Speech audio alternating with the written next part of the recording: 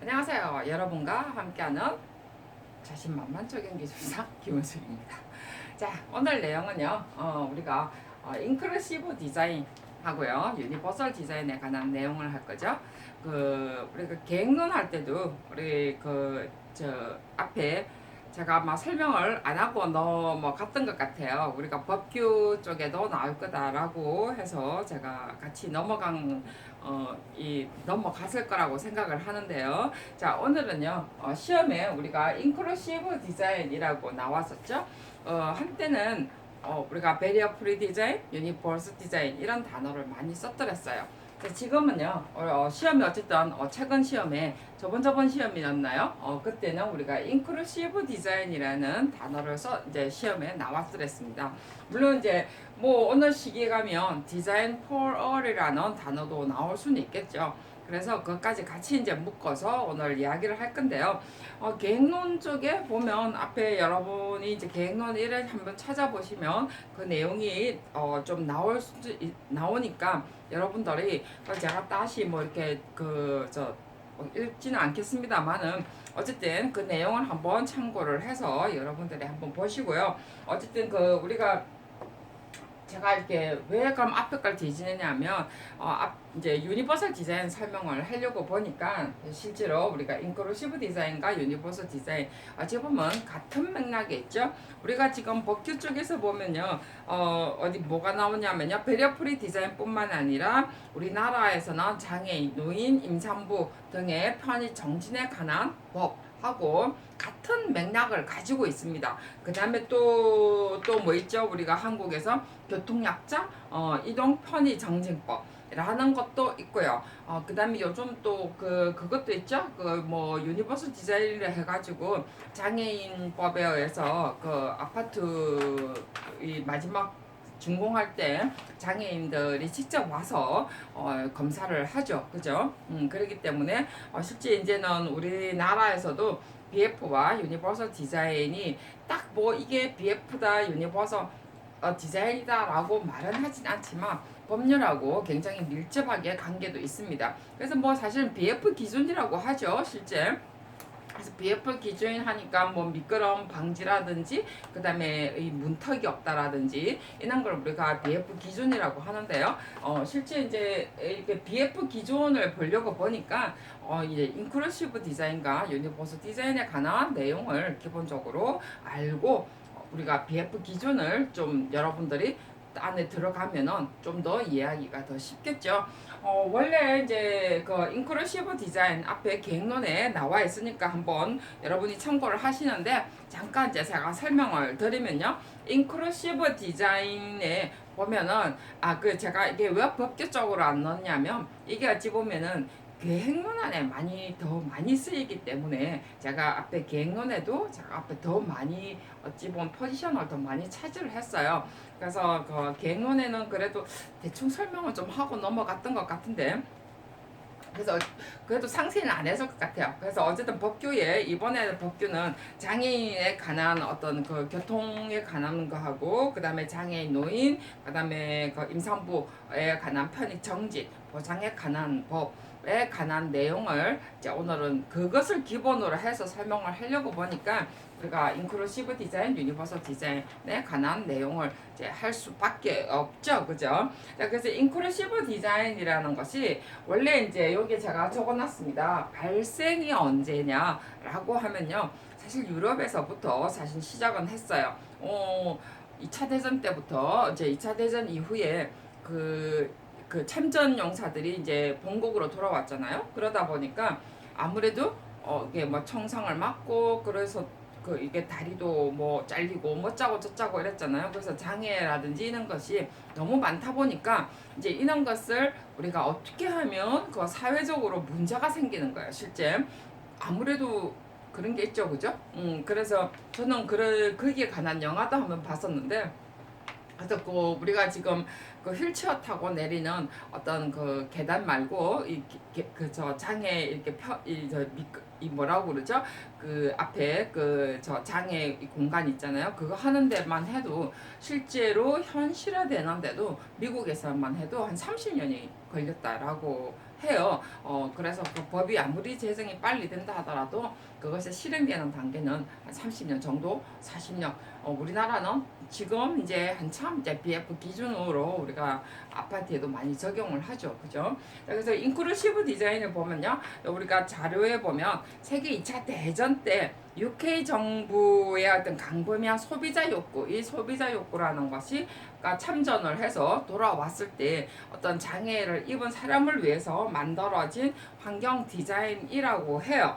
제가 그 시대 때는 없어가지고. 그래서 여기에 보면 이제 UK 정부라고 나오는데요. UK라는 것이 유나이티드 킹덤, 정말해서 유럽의 어떤 영국의 대영 제국을 말하는 거죠.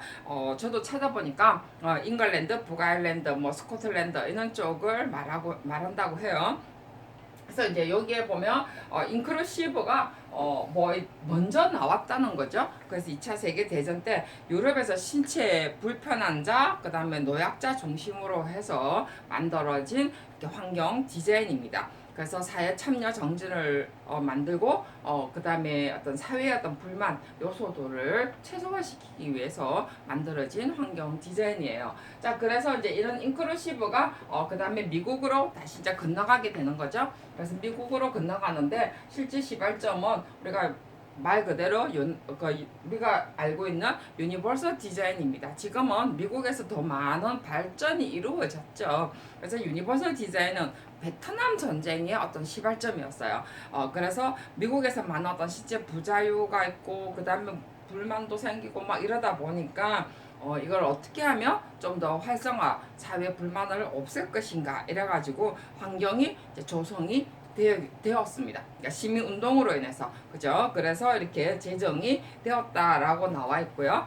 그 다음에 뭐 우리가 요 안에도 내용에도 지금 또 유니버설 디자인에 관한 내용이 사실 많습니다. 나중에 점점 발달해서 왼손잡이도 사용할 수 있도록 어쩌고 저쩌고 이제 그래서 많은 어떤 내용들 여기 보면 의미가 본편적 설계, 성별, 나이, 장애, 언어 뭐 이런 제약을 받지 않도록 설계하는 것이다 라고 한 거는 점성 어떤 발달 과정에서 생긴 거고요. 원래 이제 유니버설 디자인은 아까 인클루시브 디자인 세계 2차 대전 이후에 유럽에서부터 영국에서 UK 정부에서 시작을 해서 그 다음에 미국으로 베트남 전쟁에서 발전이 시작이 됩니다.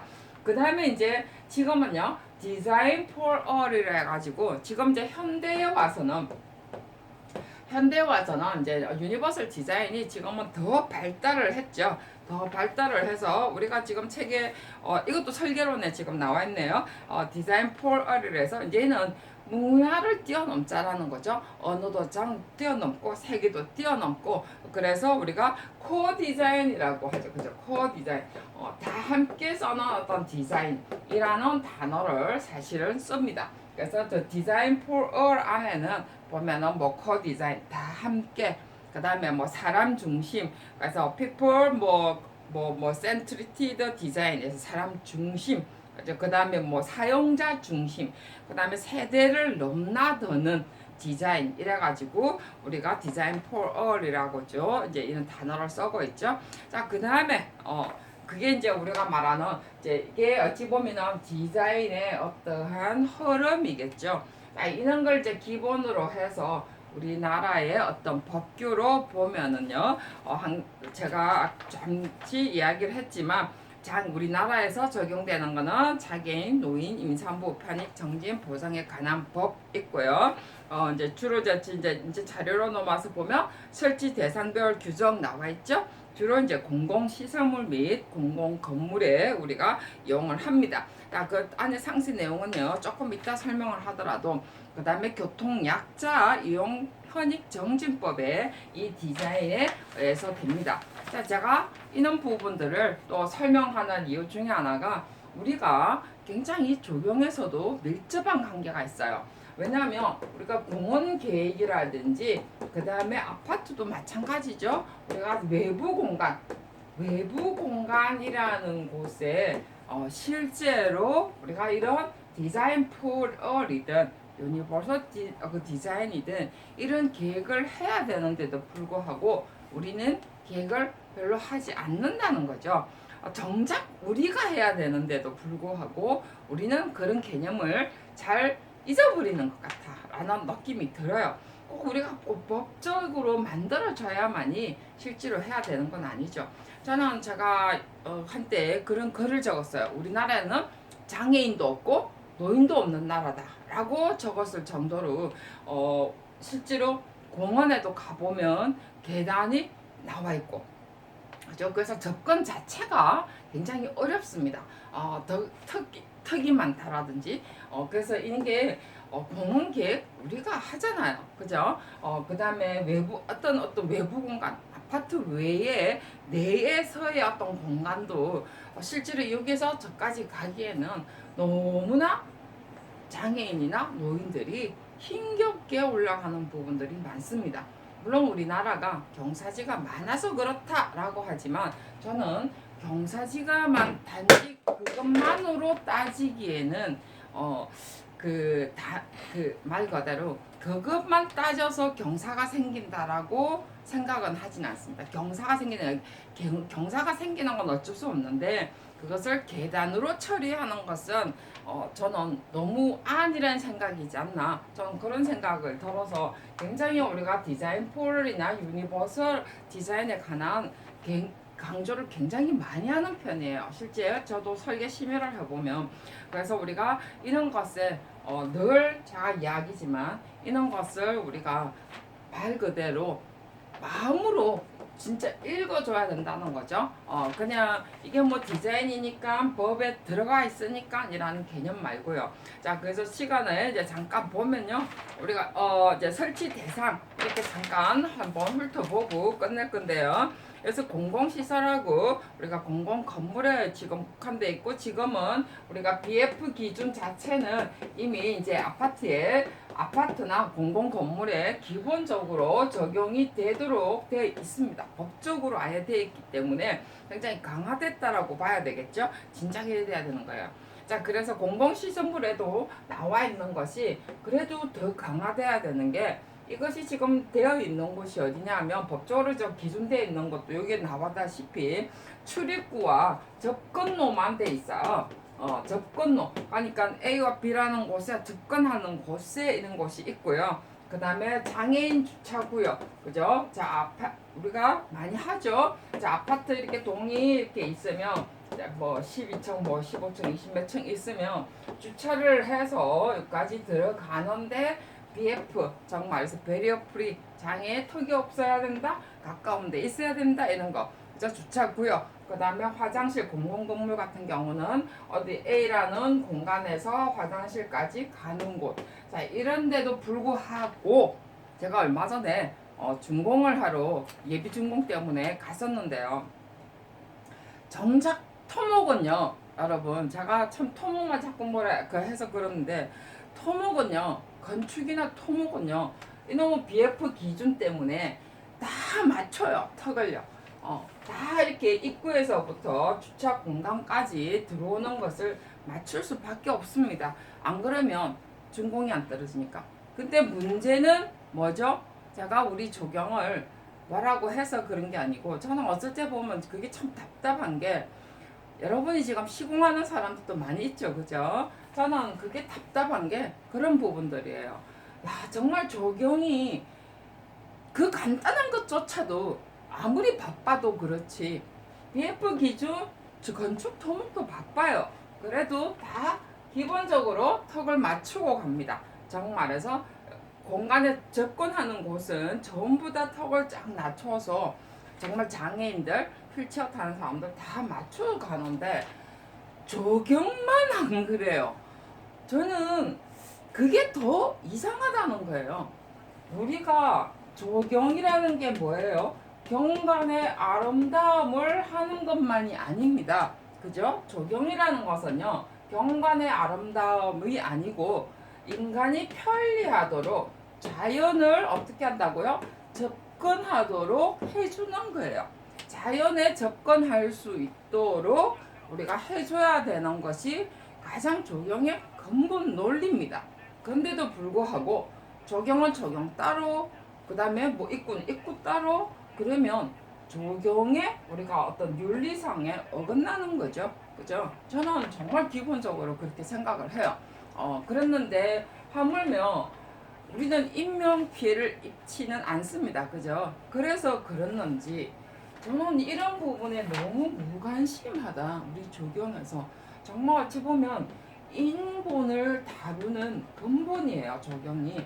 그랬는데 이런 것을 제대로 하지 못하는 사람이 무슨 적용을 할 수가 있나? 적용을 제대로 할 수 있고 적용이 어떻게 발전할 수 있나?